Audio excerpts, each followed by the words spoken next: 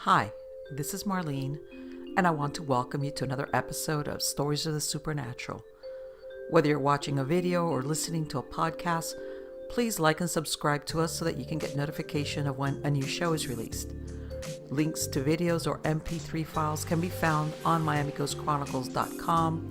Go to MarlenePardo.com for information on new book releases. I narrate several podcast series that can be found on major podcast platforms and can also be listened to via Alexa, Sonos, and other home systems. Look for Supernatural Storytime for scary storytelling, Nightshade Diary for classic horror and adventure stories, Stories of the Supernatural for interviews with different guests on the show. If you want to get noteworthy news about the paranormal world, true crime, conspiracy stories, and anything that is just plain weird, you can visit Strange Than Fiction Stories tab at MiamiGhostChronicles.com or find us on Blogspot. I want to thank you for being part of my audience, and I think you are all wonderful.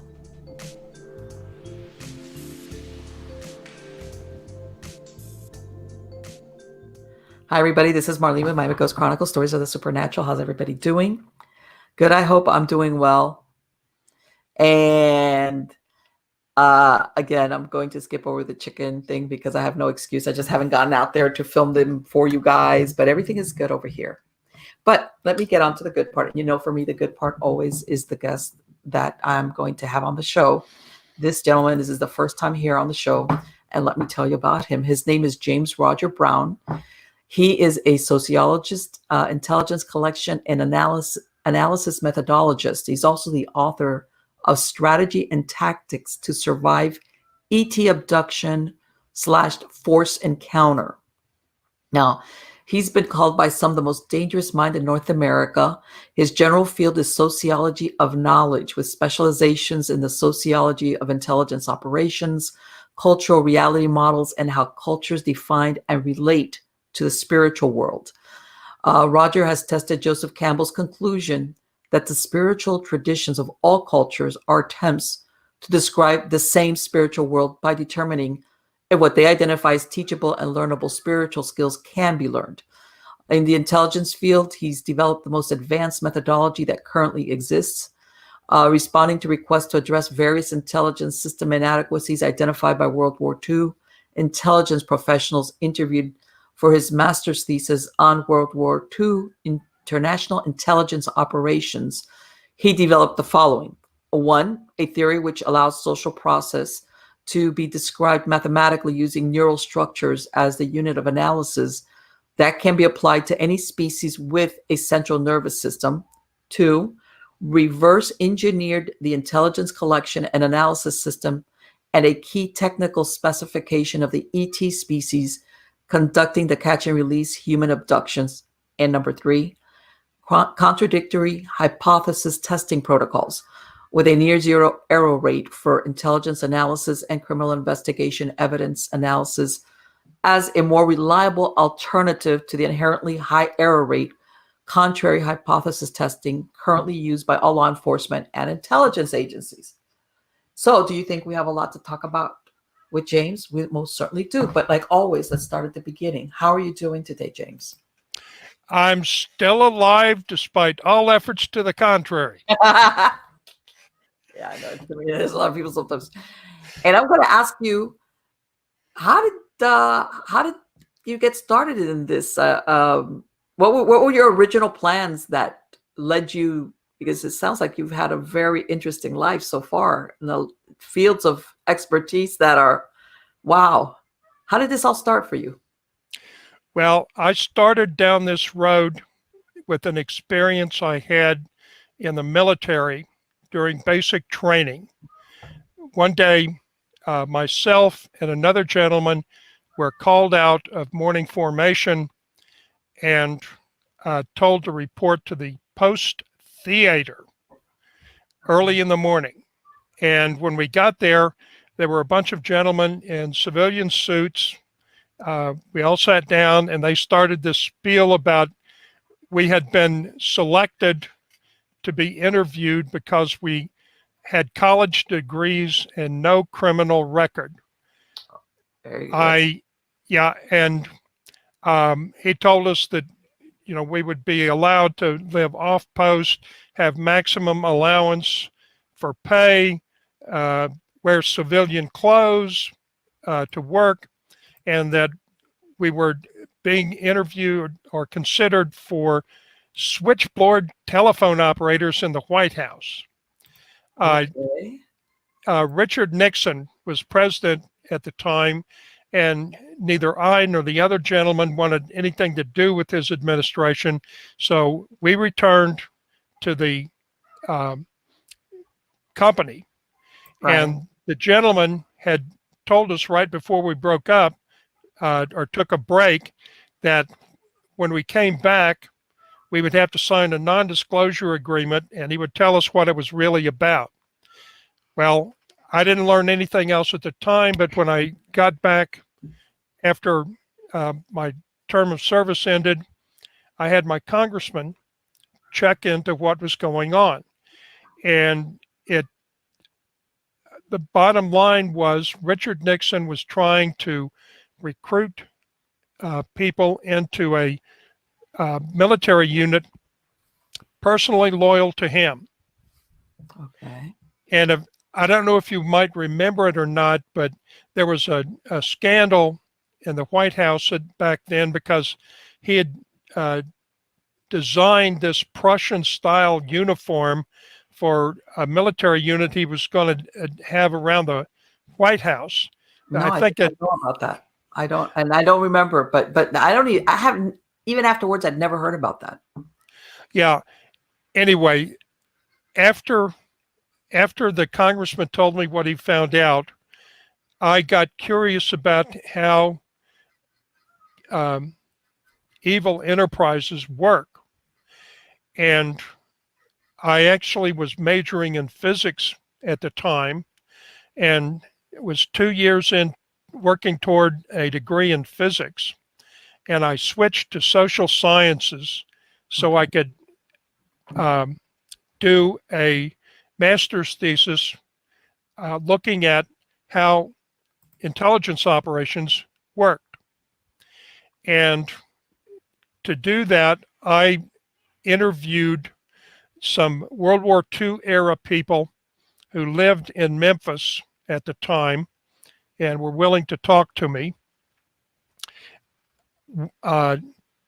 Two of them, well, let me backtrack one. Okay. When you ask information from anybody in the intelligence arena, they want something in exchange. Quid pro quo, huh? Yes, and you can tell the type of person you're dealing with by what they ask you to do. Mm. These two individuals, one of them told me all of the information that they had collected during World War II about the extraterrestrials, and he asked me to find out everything I could about what the ETs were doing here and why. The other gentleman asked me to develop a science-based system of intelligence analysis to replace the political system because it wasn't working. The analysis conclusions were done for political reasons, not for the truth. And I started, this was in 1978, when I finished my master's thesis. I immediately started working on doing both of those. And it took me 12 years to solve all the problems. And when I finished, I realized that both problems had the same solution. And I solved it by reverse engineering what the Greys are doing with the catch and release abductions. They are doing intelligence collection. They map out the entire central nervous system of the individuals that they take. They record all of it, and they're a sample. And they keep re-examining the same individuals over time to monitor how they learn, what they learn, and all the while they've got a massive equivalent of a computer somewhere with the entire skill base of each generation of humans that they've been applying this to. I don't know how far they go back, but they've probably got quite a backlog of skills, maybe even going back to the Middle Ages. So these are the people that say that they've had a history of abductions lifelong, Correct. sometimes starting in childhood. Correct. And I realized that what they were doing was, based on the neural structures, because when you learn to do something, your central nervous system constructs a central nervous protocol, a series of connections that process the energy the same way. That's why you and I can speak and understand English, because every time somebody says carrot, your central nervous system processes that information in the same way, and you know what a carrot is. It has meaning. So when the neural structure is built, that is what establishes meaning. And one of the important insights I had is that I identified the technical specification for their neural scanning technology. And one of the people that I worked with in this area was William Pollack after he left the government. I don't know if you know who he is, but he designed and installed the security system for Area 51. Oh, wow. And he and I became good friends, and through a government program that he knew about, we actually tried to build a neural structure, a scanner, a non-destructive neural scanner, but we don't have the technology to do it, didn't have at the time, and still don't, as best I can determine. But if we were able to do that, we could be doing the same type of thing with every species of animal on the earth. Right. We would learn hundreds of times more information than we have now on other species. Right, because mostly we learn through observation at some point, and then of course testing. But I know what you're saying, that you could download. Yeah, we would be able to understand the language of animals. How meaning was attributed to whatever sound they make. Exactly. We could do a lot, but we just don't have the technology yet to do that. But I've still pursued learning everything I could about what the ETs were doing and why they're here. And as best I can determine, they're all here for the same reason.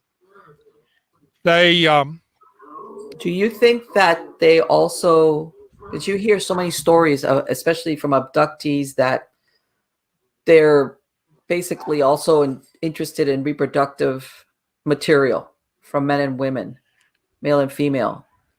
Do you think that's also part of, for lack of a better word, their study of us? Well, there's a number of things that can be involved in that. They could be, we know that they are producing hybrids. Right, exactly. The only detailed encounter I will talk about is the first one that I had when I was 13 years old. My parents had just moved from Ohio on a farm to Memphis, Tennessee. I'm hearing all kinds of strange noises. You know what? Don't worry about it. Some of that is that I have my dogs and they carry on. They're like little children, doing stuff that's all right. Because of course that's, I know what they're doing. Exactly. I'm a dog person myself. I actually lived with a wolf for several years. Oh, okay. All right. That was a real trip. I learned a lot. You made sure he never got mad at you, right? Yeah. Anyway, back to the ETs. Yes. They are all here. All of the species are here for the same reason. It's because of the evil people running this planet. They are actually our enemy as well as the ETs. And at every opportunity they get, they're doing evil that damages these other alien civilizations.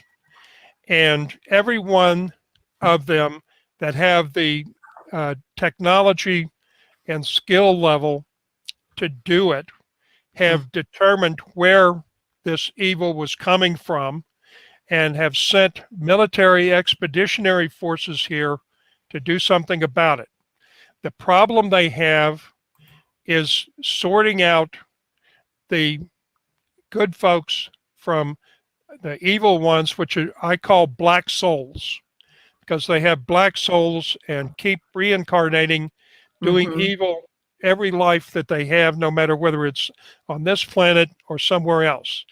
The problem the extraterrestrials have is identifying all of the black souls so they can sort them out from the rest of us.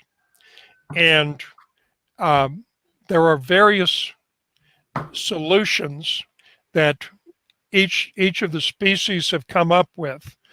One of them has a device that can, when they take somebody alive in their physical body, they can put them in this stasis type chamber and prevent their soul from leaving their body. Oh my God. Wow. Like, keeping them live for thousands and thousands of years. It's, I think, a form of hell. Yes. But, that's one of the solutions. Some of the others are even more profound and basically are one type of isolating humans or another. The grays are the ones that have the stasis chamber, and their plan for finishing the procedure, once they've pulled out all of these people, after they've identified them, Right. and they haven't identified them all yet, which is why nothing has happened.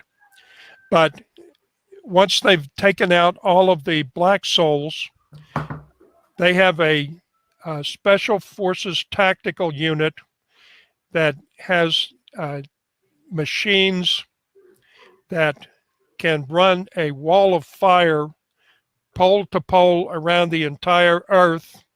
And their plan is to sterilize the place so that another crew of black souls cannot develop here. Now, obviously, that's not in our interest. Yeah, I would say, boy, I'm looking at the title of your book, and that it's titled "Strategy and Tactics to Survive ET Abduction or Forced Encounter," and I'm thinking, aren't there people that get caught up or abducted that are not what they're looking for? Well, if they're not what they're looking for, they would probably only abduct them once. Okay. Now, there are levels of competence among these people, just like humans. And there was one incident where an abductee heard one of the grays that worked on the seizure team being criticized for grabbing the wrong person. Interesting. It wasn't the person that they were intending to scan.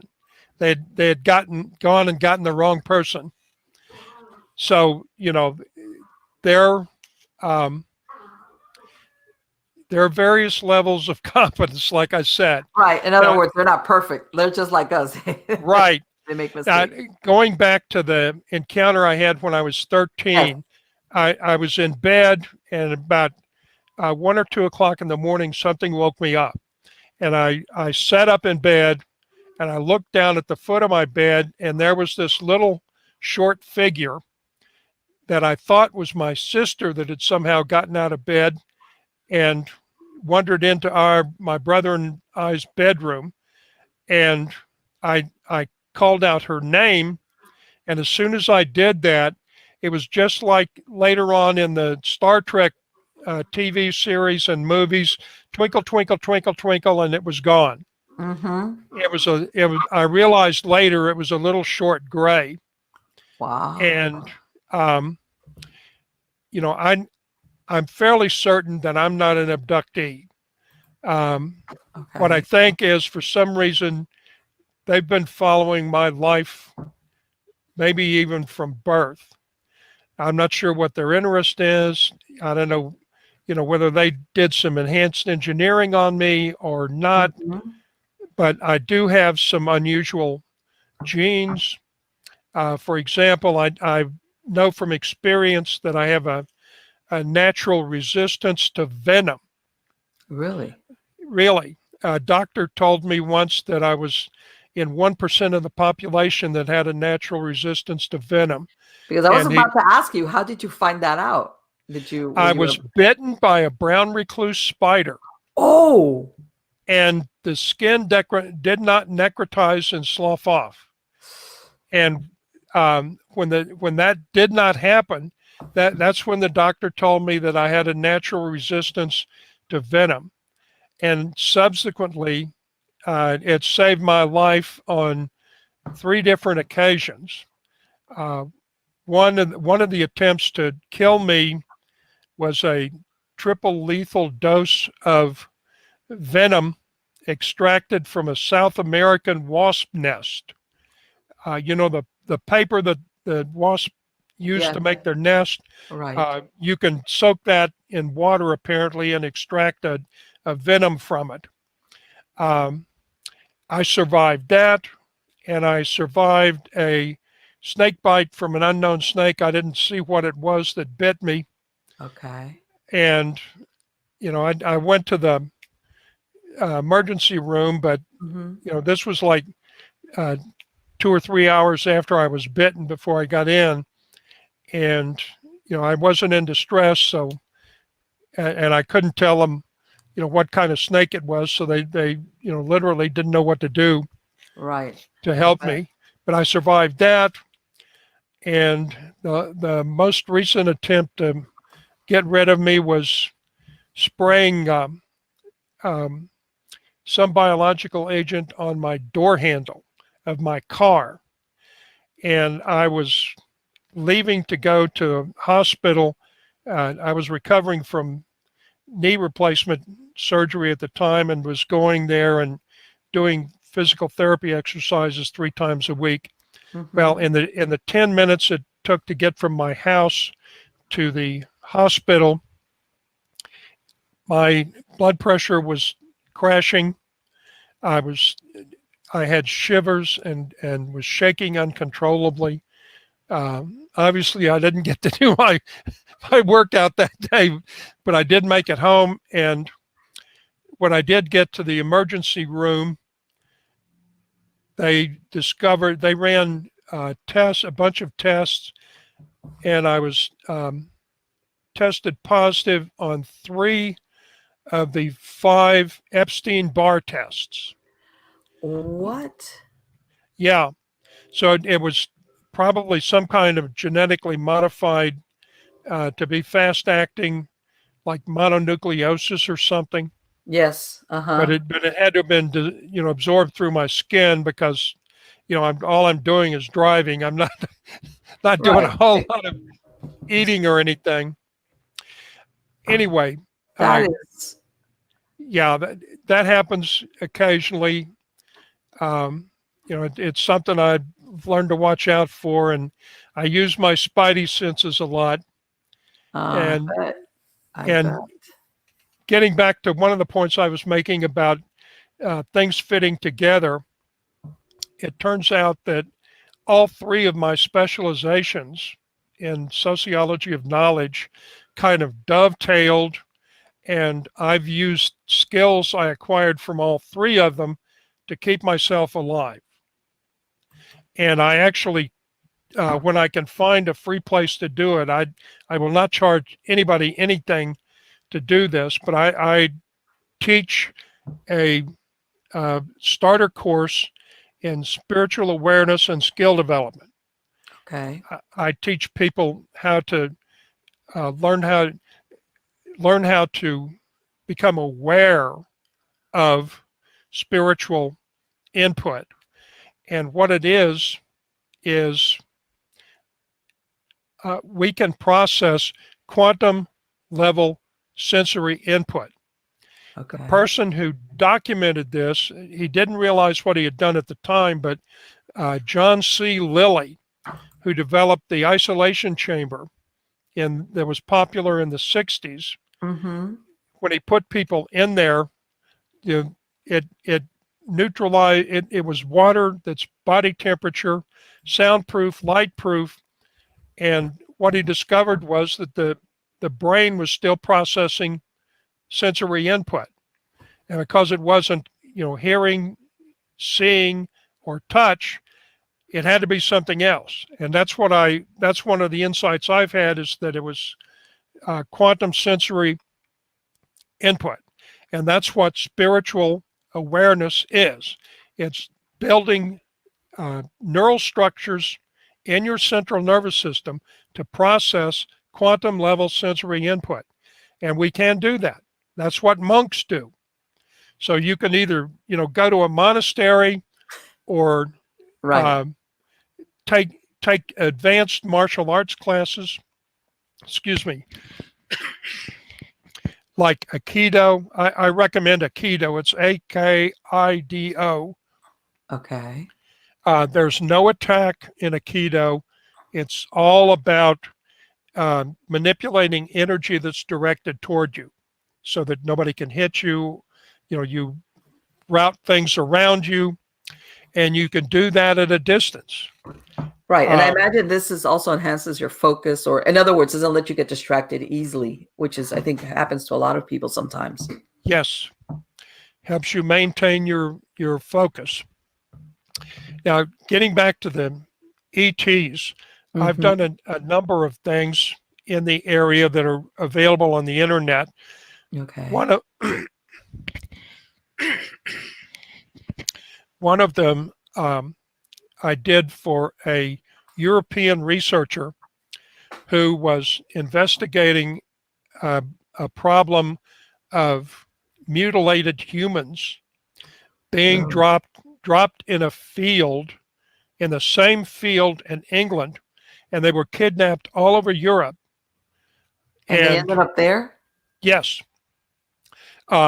This species is probably not more technologically advanced than we are, and they're basically doing the same thing we would have to do to get the same information that the Greys are getting with their neural scanning technology. You can map the neural structures by making, the sections, thin sections, examining them under a microscope or something, and then, using a computer to assemble the series of images. And what this species is doing is they're removing the entire central nervous system from the body, plus some other organs. Oh my God. Yeah. And they do not, the autopsies have found that they do not use any kind of antibiotics, or anesthesia. Oh. So, Horrible. this is done to these people, I think, are strongly, have a strong animosity for humans.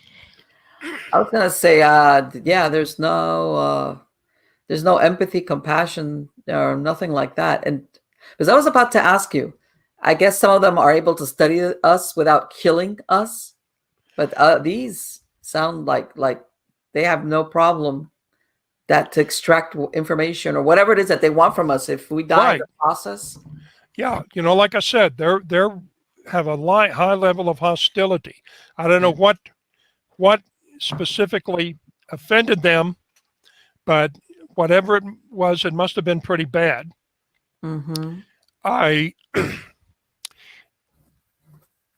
there are a number of other species that I can't tell you what they look like. One of them, I know what they look like. They're not among the repertoire of what people normally report seeing, like the reptilians Right. and the insectoids. Mm-hmm. These are this, I think, is probably the oldest civilization out there, and in excess of 3 billion years old, I would estimate. They do things almost entirely remotely. Okay. They only come here. I'm only aware of one instance where they actually came here to do something. And I actually ran across that investigating. I work in other areas, including in investigating and documenting organized crime in government agencies and programs. Mm-hmm. And I ran across them looking into one of the problems I found there. So that's how I know about them. And I use, you've heard of remote viewers. Yes, of course. That's not the most sophisticated way of getting around. I learned how to use quantum tunneling, Okay. and I learned that from Native American tradition. Okay. But you can collect information. Once you start building the neural structures for processing quantum level sensory input, you can get information from all kinds of places. And how it works, for example, somebody was talking to me about the pyramids being energy generators. Right. Well, what I did was say, okay, so this is a technology. Let me try and find the next level of application of the same technology. And the thing about it, once you focus on what you're looking for, you go immediately to it. Okay. And this was what I saw was on another planet, and it was just a tower. It wasn't a whole pyramid. It was just a tower, stone tower Mm-hmm. that was pulling energy out of the core of the planet and Okay. broadcasting it out the top. And that was the next level of the technology that was used in the pyramids. And that's what you can learn to do.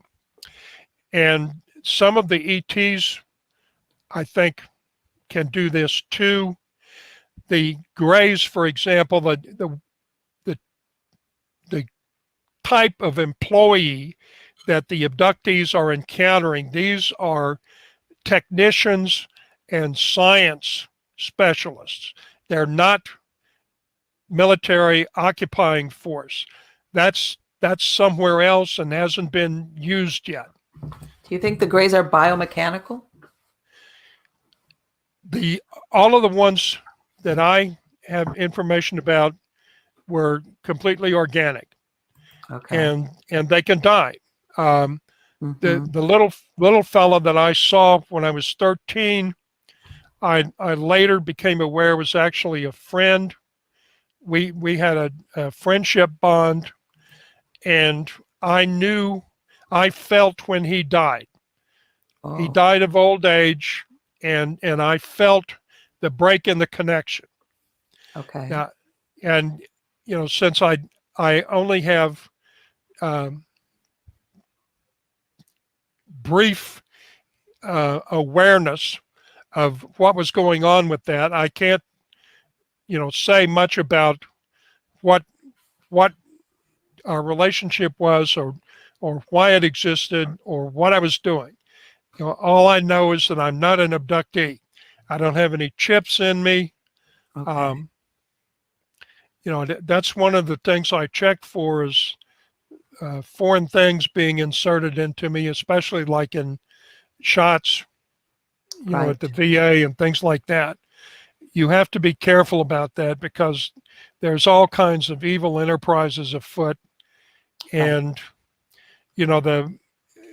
the bizarre stuff that is coming out about the vaccines, like being able to put a magnet on your arm Right. and I've have it heard of that. stick after the shot. There's a couple of possible explanations for that.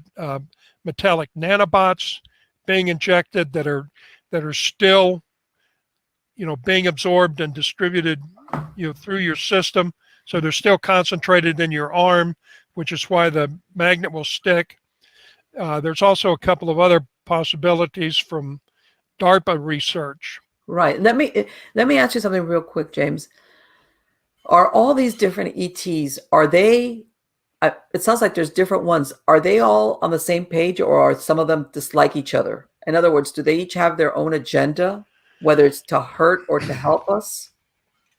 Well, there are some of the ones here are parts of alliances, and others, like the oldest civilization I was talking about, they're here by themselves. Okay. They're operate by themselves. They've had bad experience with other species trying to steal their advanced technology, and not all of them get along. Some of them, like I said, have formed alliances, but you have both types here.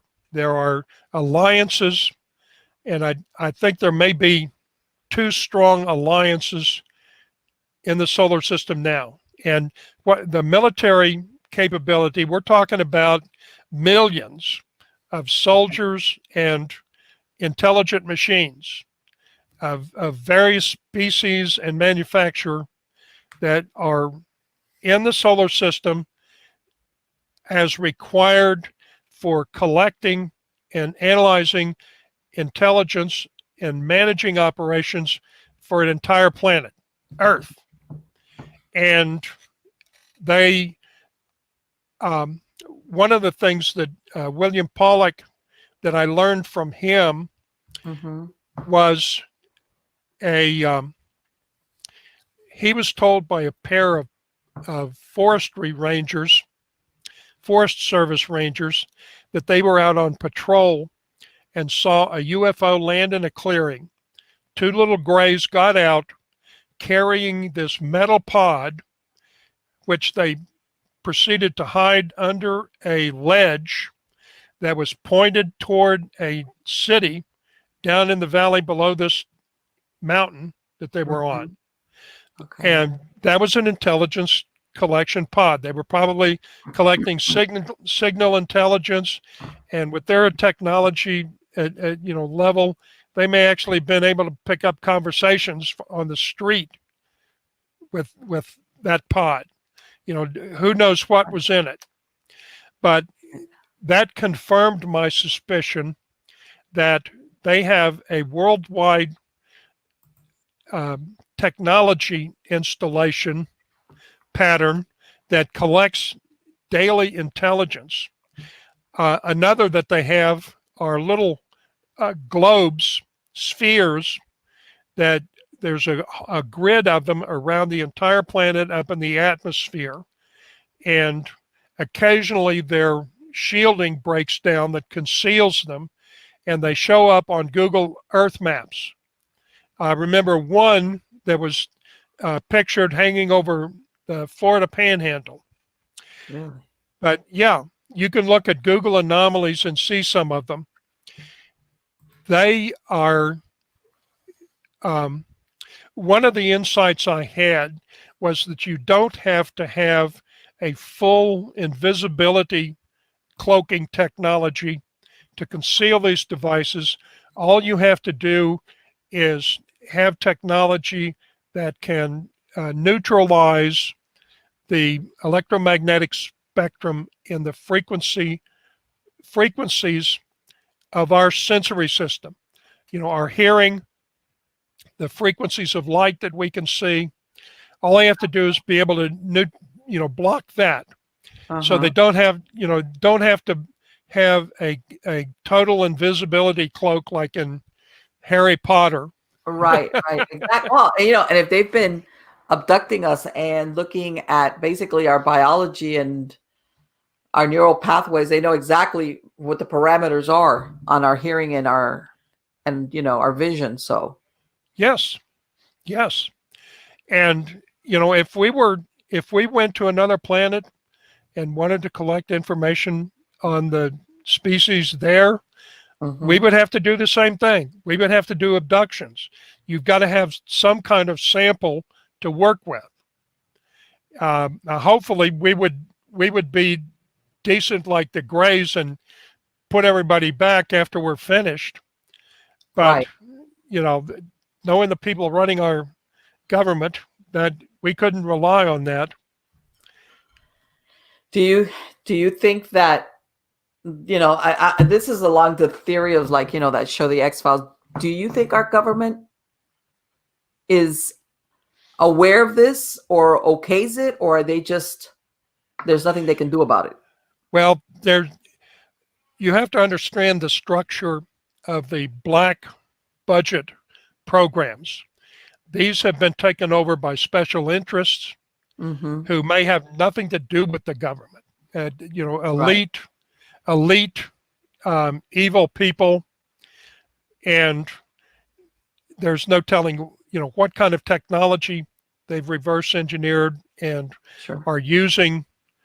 For example, in the COVID vaccine, this might be alien technology that they're applying to using this for evil. One of the things that I want to emphasize that's in my book, and this is one of the important concepts that I want to get across to people, the public needs to develop our own extraterrestrial foreign policy, because we need to develop positive relationships with the ETs who have a common enemy. These black souls. They are enemies of us in our daily life, and they are enemies of the ET. The enemy of my enemy is my friend. Right. Well, it sounds like what I you're actively work on that. These black souls sounds like what the equivalent of what psychopaths, what we term somebody with, Yeah. These are spiritual psychopaths. Yes.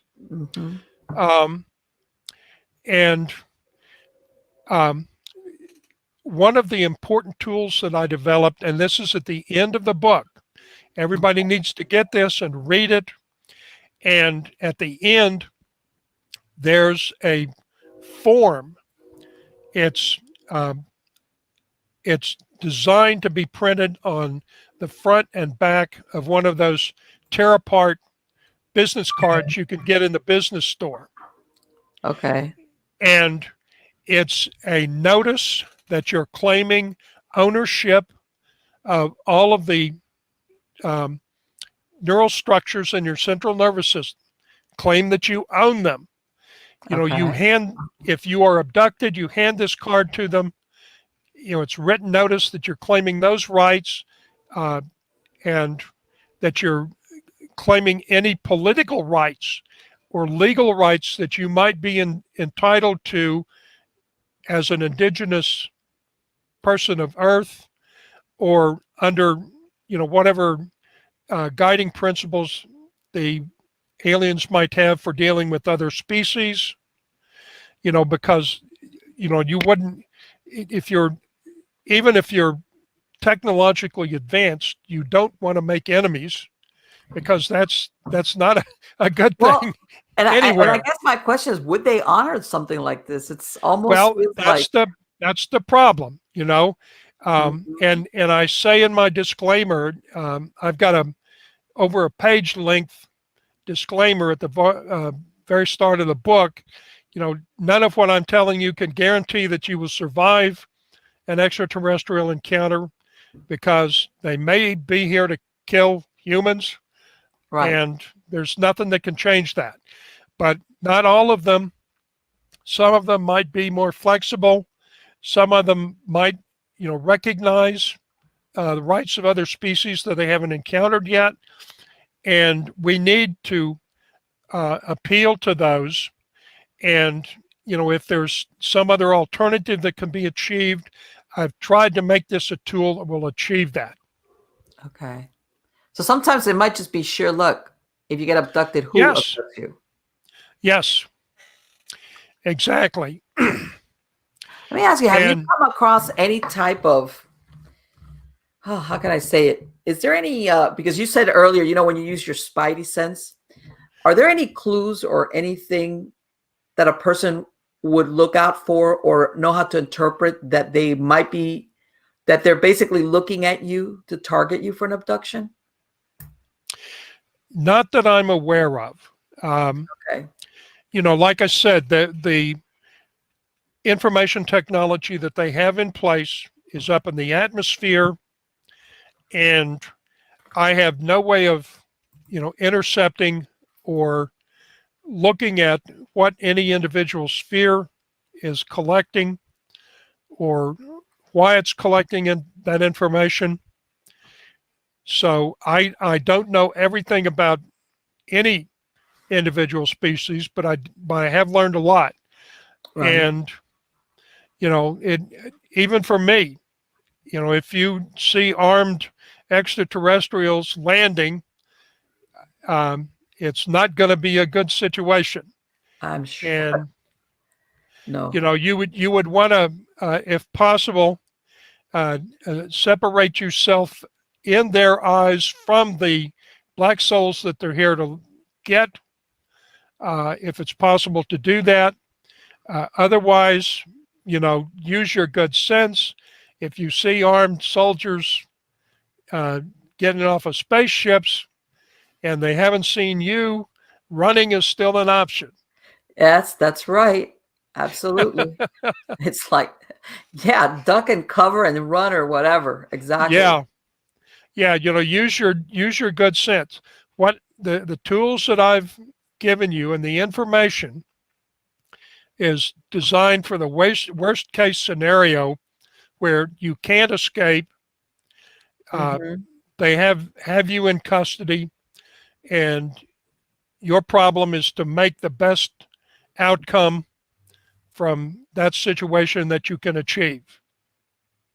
Right, because, yeah, exactly. Like, I hope I can come out of this alive, in other words. Yes.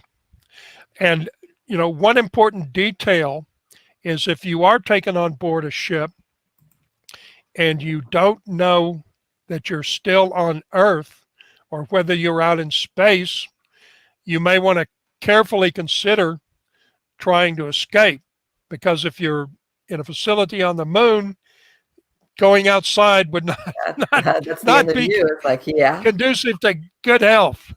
No, you become part of the debris floating around in space. Yes.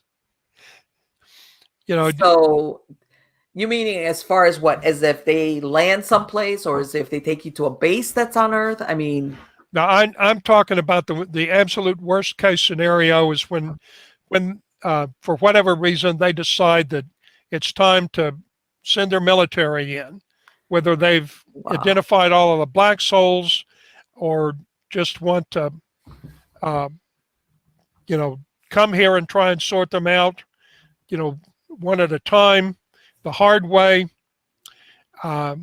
There's no way of telling, because I'm sure in addition to the ones that are already here, there are others on the way. And I know from my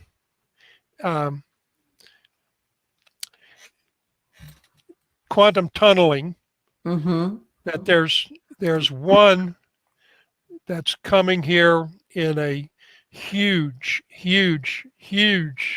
ship, and the others are afraid of them.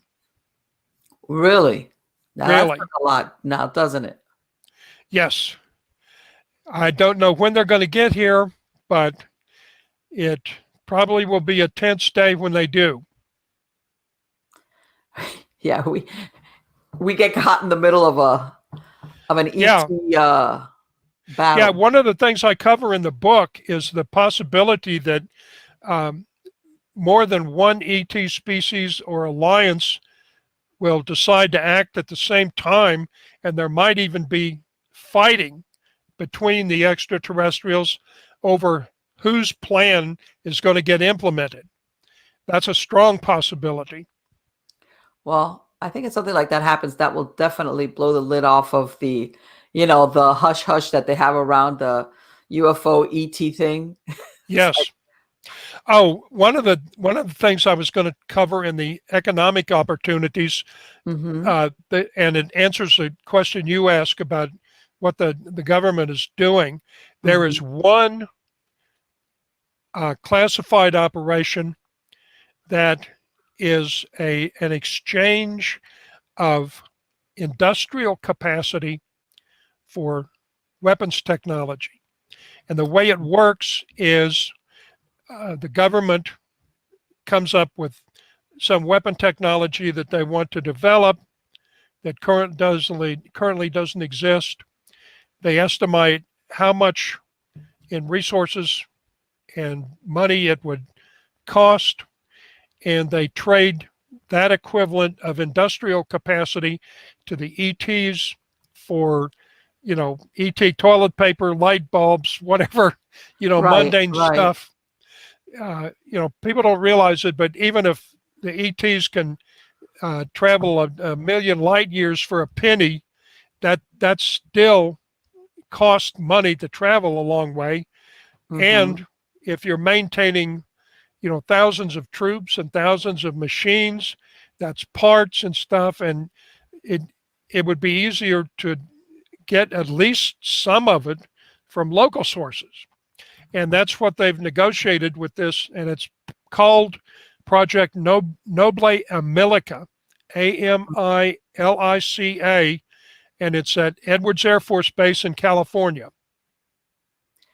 So basically, because I've heard the theory, some people say, well, their interest is not so much as with us as with something that they can get from the earth. But what you're saying is not Well, necessarily, it's that just they're just using it because they need to supplement their whatever it is that they like take I to said, maintain themselves. there's a number of different species here, and some of them are using different solutions. I don't know if you've seen it, but there's a dome, a huge, maybe I think it's like 10 or 12 miles across, this dome crawling around on the bottom of the Pacific Ocean, which is probably a mining operation of some sort. And, from the slug type trail it's left, has been down there for a long time. And Really? really, and that you can probably see that on YouTube. Okay. Um, if you want, you can send me an email, Mm-hmm. and I will um, give me an email address where I can send you some information that won't Okay. interfere with anything else, and Okay. I'll try and find some of these things and um, send you Sure. a link to them. Absolutely. Because Going, I've always heard of that, despite that there's a lot of that the ocean is a great cover, in other words, as far as bases and things like that of that nature. yeah, I forgot to mention the things that one of the two individuals that I interviewed for my master's thesis told me about what they'd learned from World War II. 3 to 5 times a month, a UFO would enter the North Pole, fly down the middle of the Pacific Ocean, and they would lose track of it heading to the South Pole. So they figured that there was a base down there, and 3 to 5 times a month was probably some kind of supply run. So Okay. they probably, one of them at least, has manufacturing facilities elsewhere in the solar system, in addition to, or in addition to the Noble Amilica facility. Okay. And he also told me that when the first bombing runs were executed against Germany, Mm-hmm. they were using compass headings. And all of the bombing runs when they dropped the bombs where they thought they would be over a city were Mhm. 3 degrees off. Ah. And what they determined, I don't know how they did it, and I don't know if they sent an expedition, but somehow they discovered that there was an alien facility built underground in the vicinity of where the magnetic North Pole was at the time. I was going to say the magnetic pull that yeah, as a matter of fact. Yeah. And it was, whatever they were doing in the base was throwing off the magnetic field by 3 degrees and causing the bombing errors. Somebody must have been pulling out their hair trying to figure that one out for a while, huh? I would imagine. And, that's basically all that he told me. I don't know if he knew anything else or not, but, when I first started working on this, the 12 years that it took me to get to a point where I could actually do something and understand what was going on, for the first 7 years, what I was discovering, I was almost constantly nauseated on a daily basis. It was so much to handle. And I understand why people are afraid of dealing with this, but it's, you're not going to have a choice much longer, Right, exactly. James, do you And think that they travel interdimensionally, or are we talking like, light years? How is it, or both? Oh, that's an excellent question and something I need to clarify. Like I told you, I majored for 2 years toward a degree in physics before switching to social sciences. So I've got a firm footing in physics. People misunderstand the term dimension in the way it's used in this sense. A dimension is a single property of existence, like length, width, height, and duration. We know at the quantum level there are at least 22 other properties of existence, but they're single properties just like length, width, height, and duration. And they're not a parallel universe. They're not another universe in a specific dimension. It's just a single property. And in my book, the holographic paradigm theory of the structure and function of social processes, which is all of the information I reverse engineered from the ETs, the mathematics and science behind using neural structures as a unit of analysis. Go ahead. No. Because, you always hear that the reason why sometimes they can't, when we've tracked sometimes what UFOs, that they all of a sudden they disappear, that is how they're disappearing, like that they can't be tracked because basically they're, I don't know if you want to call them a portal or a rip or something, and they're moving into another dimension, or like you said, outside of, whatever type of mechanical instruments that we have as far as that would be able to follow them. Right. They might be there. We're not aware. Just can't detect them. Right, exactly. It is possible to get around. I have several unusual experiences that are based on naturally occurring phenomena. I don't know if it's ever happened to you, but sometimes there will be like a lightning type distortion in your visual field that has a rainbow type effect around it. Yes. The eye doctors tell you that's a malfunction in your brain, in the visual processing center. But I think that's wrong.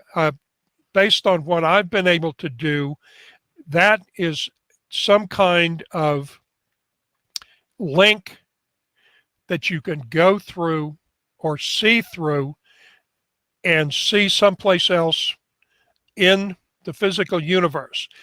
I think it may be a cosmic string I don't know if you know what that is, but Yeah. it's something that's left over from the um, when the universe was first created, that includes in our frame of reference some of the other 22 properties of existence. So it acts strangely in based on any kind of experience we've had. But what I've been able to do is when that occurs, if I'm able to keep it in focus long enough, I can expand it and actually open a kind of window.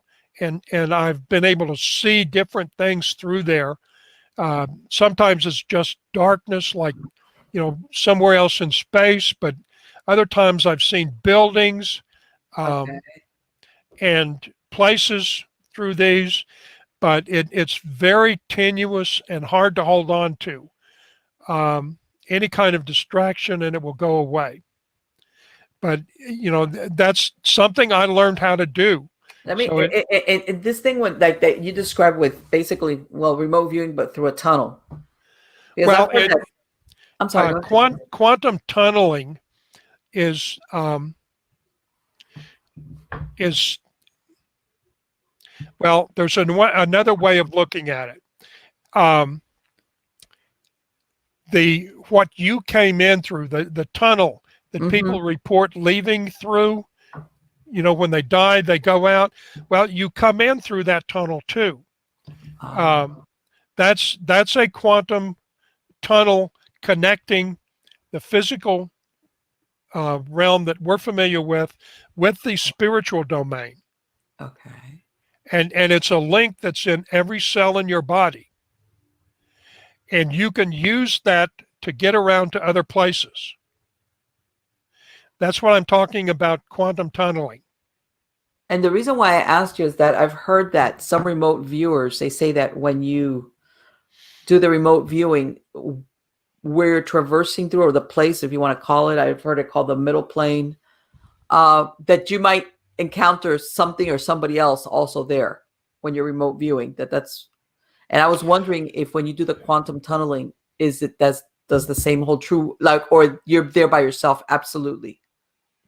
Well, one of the things I cover when I teach the spiritual awareness class, the first thing I teach you is how to protect yourself. Okay. Because there are things out there that will bite you. Things will try and get in your body. Yes. When you come back in. And I've had all of that happen to me before I, mastered the protective skills. Okay. But it's called the Tower of Light. You can find descriptions of it on the internet. But you through a breathing exercise, learn to put energy out the top of your head and coat your body in a light field. Okay. And that protects you from evil penetrating it. Okay. And you have to do something like that anytime you get out of your body, whether it's quantum tunneling, deep meditation.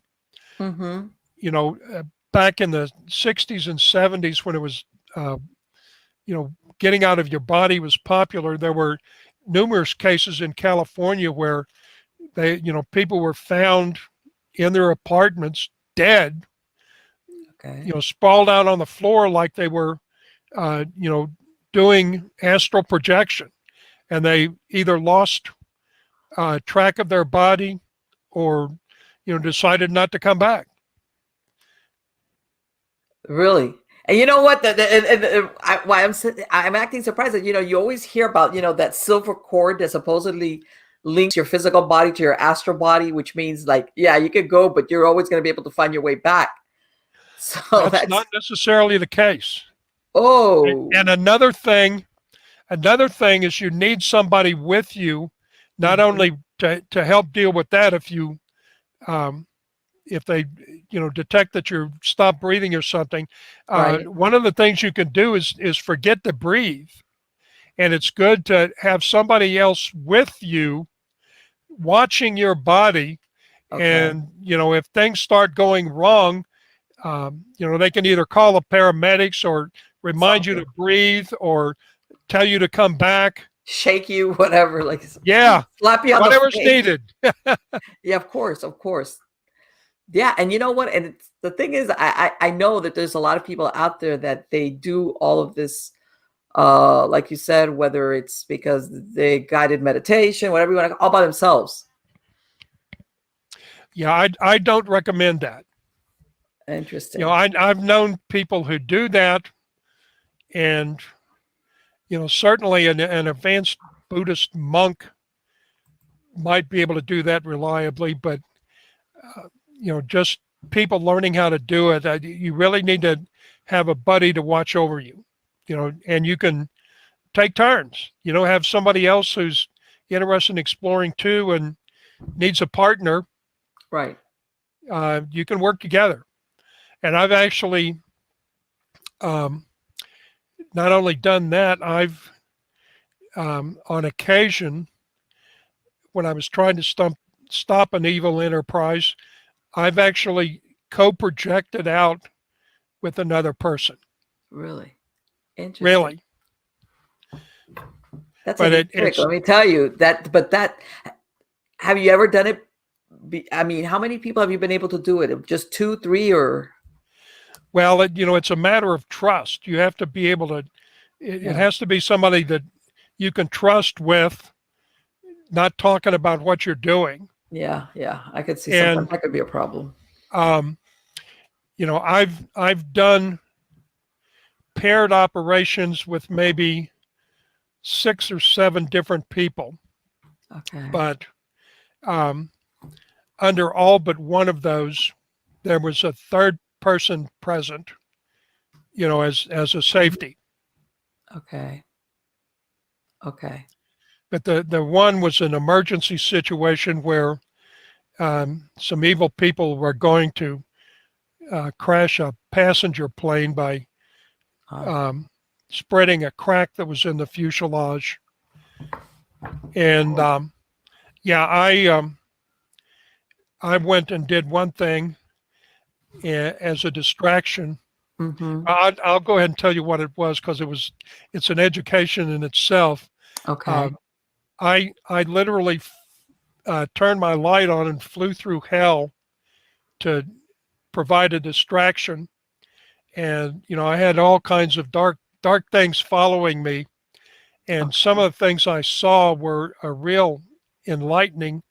One of the places I went through was it looked like a giant cavern, and hanging down from the ceiling were these little cocoons, like a butterfly cocoon or something. And inside each one of them was a soul, and it was an illusion. It was an illusionary world created inside this little pod, and they literally didn't even know they were in hell. Wow. This is something along out of the Matrix movie. Oh, yeah. But, what we were doing did work. The plane didn't crash, and the person we were trying to protect did make it back. So that worked. But it's not something I do every day. But okay, so basically what you're saying is whoever was going to do this to the plane was some type of demonic entity? Yes. Then? Okay. Yes. Okay, now I understand. So I you were a decoy. Yeah, I was a decoy. Interesting. So how did you get out of that? I mean, and I'm serious, because I'm thinking when I finished distraction, I came back to my body. Okay. And what happens, James? Do any of these things, like, what is it? Once you pull back into your body, that's it. They can't come into this physical world, or well, if you've got the light field around your body, no. Mm-hmm. Before I learned how to do that, to put that protective layer around me, I did have something come in once, and I had to have help getting it out. What happened, if you're at liberty to say? What came in, it looked like a body type figure, but it was made out of lightning, electricity, and it came back in my body with me and lodged in my right hand, and my right hand would act on its own. You know, it would do things I had no control over. Wow. And that did you immediately know that something had come back in? Or Oh yeah, I was okay. aware of it when it happened. When I came back in my body, I knew that something came in with me. I saw it. You know, I saw it come Okay. back in with me. Okay. That must have been quite an experience. Oh, it And was. Scared the crap out of me. yeah, and I understand very well why you're saying that people that are on practice, they have to be really, really careful when they do anything like a meditation or if they attempt remote viewing or anything like that, because they could just encounter things that they're just not prepared. Yeah, you need a buddy system. That is so interesting. Wow. James, I wanted to thank you so much for coming today. This has been talk about like I gotta think a lot about these things what he just said. Okay. Because there's so many theories out there, and for once they're kind of like admitting a little bit as far as, if you want to call it an admission about UFOs. They won't even say ETs, they'll just keep saying UFOs. And everybody's thinking or hoping that soon there's going to be a full disclosure exactly of what is known, but somehow I doubt that that's going to happen. Or what if anything is ever talked about or officially disclosed, it's going to be very superficial. Well, somebody should have written the book that I released last December, 70 years ago. The government should have put this out. Okay. And something like this. And about the book, it's available. You can go to my website, www.thesociologycenter.com, and go to the shopping cart page. Now, I have an advisory on there to only order one book at a time, because I used to sell both print and ebook editions. But after COVID hit, I got concerned about, it may be COVID free when it leaves here, but there's no guarantee that it would be COVID free when I got somewhere. Sure, of course, it gets handled. So I switched over to just ebooks. Okay. And I use PayPal to handle the payments, and they will not do multiple ebook downloads at the same time. So you have to order one book at a time, download it, and if you want another book, go back and order it and download it. I've got it set up so that after your payment is confirmed, it will take you to a website, to a place where you can download the book. And I'm going to have, by the way, a link to your website on the credits of the show. But anyway, I'm glad you mentioned it for the podcast listeners, so that they're aware of it, so that they could follow up and go directly to your website. And I've been on there, and you've got so much information on there, a lot of information on there. Yeah. The other area that I have done a lot of work in is organized crime in the child protection, mental health, and social work systems. I actually wrote a congressional evidence book on that. Yeah, for Congressman Joe Baca in 2004. And, strangely enough, it's further proof that nobody in government is actually interested in the truth. Nobody shut down the organized crime. You, but also, when you send me the email link to send you some information, I'll send you a review copy of the holographic paradigm theory. Yes, I would love that. That will be, I think, insightful for you too. God be with you and all of your listeners, and thank you for having me on. On the contrary, it was my pleasure. Take care. I always do. Yeah, I bet you do. Thank you. Take care. Bye-bye, James. Bye.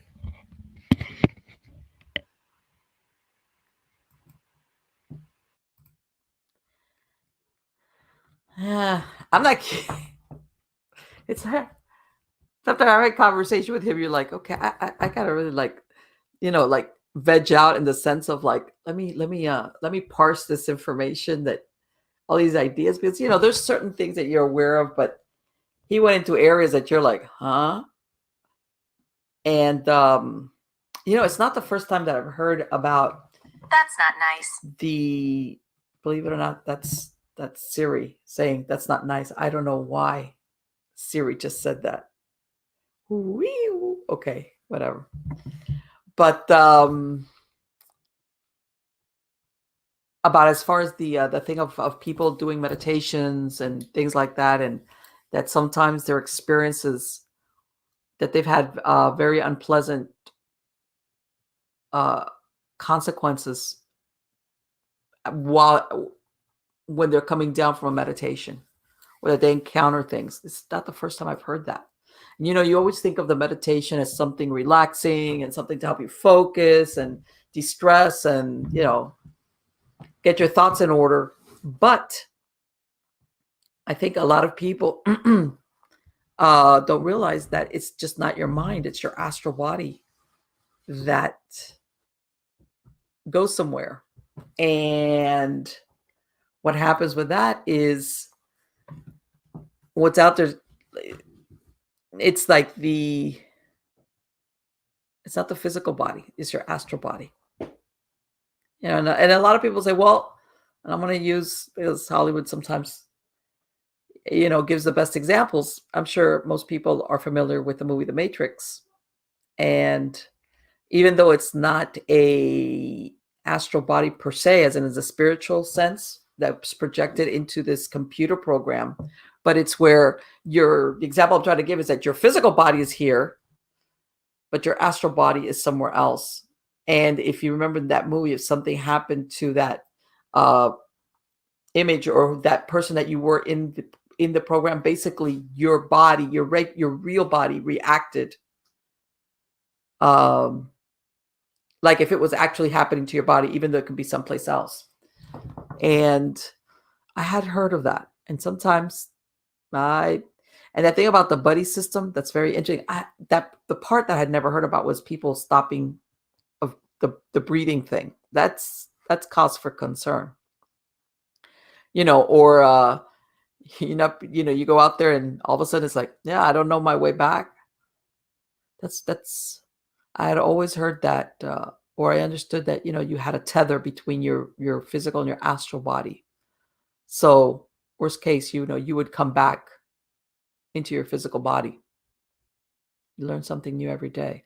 I'm telling you. It's very, this is, again, James is not the first person that I've spoken to that talks about, that there's different agendas involved in extraterrestrial contact between humans and ETs. And I know there's a bunch of people out there that want to say ETs are benevolent, ETs are going to try to protect us from self-destruction, as in, the weapons we develop, and that basically they're our last hope before we blow up the planet. But you know what? I'm not saying that doesn't exist, but I still feel like when you hear all these stories about people getting abducted, mutilations, even that he said about that, he worked with a gentleman investigating these mutilations of humans that were being dropped off in a field in the UK, even though they were disappearing somewhere else. I'm telling you, when you have no empathy, no mercy for a creature that you're studying, because that's basically what it sounds like they're doing with us, that's very troubling, very troubling. And that thing that he described, where this was being done to them without anesthetic, that, and by choice, by the way, that's more than troubling.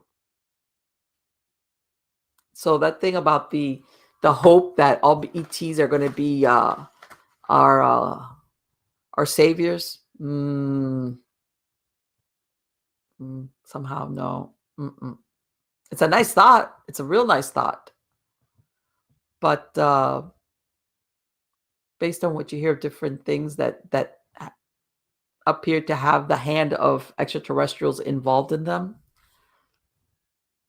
there's a lot of things that don't bode well for them. Or maybe the hope will be is that there are some there that are like not like that, and maybe watching our backs. You hope. I mean, there's a lot of questions, and I was like kidding. I'm hoping. I mean, I've heard that we're on the cusp of some big disclosure from the government about extraterrestrials and or UFOs. Maybe if they don't go into the ET, at least they'll disclose something about as far as UFOs, which is unidentified flying objects, which, you know, they really haven't even ever admitted they're from another world because it's always that question mark. But yeah, I'm hoping that's going to happen soon. As far as how truthful it is or how complete it is, I'm not. I'm prepared to that we're going to get like just enough to people go, oh, wow.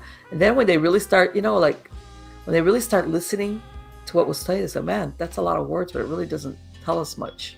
And I think that's what's going to happen. Yeah, that's what's going to happen. Hopefully, yeah, we're going to have some type of, you know, that'll be the thing for 2021. I'm telling you, why not? After 2020, 2021, we're good to go. Something that'll really knock us out of our shoes. But anyway, guys, I hope you like the show. I love bringing these guests on and listening to their stories, their theories, their experiences, especially about these areas, which I know for a lot of people for many years have been like the woo-woo, you know, the fringe, that's so weird, all that things, which I'm glad now they're being looked at a little bit more seriously.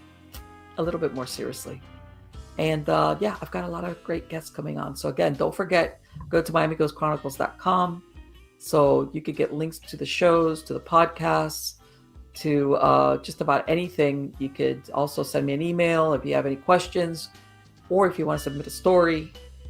Also, on there you have links to the other podcast series, Nightshade Diary, and also Supernatural Storytime. And then, of course, I always have all my books for sale on there, or you can go to Amazon and look me up on my author's page, which is Marlene Pardo Pellicer. So again, it is fantastic to be with you guys again, and we will see each other next week. Take care.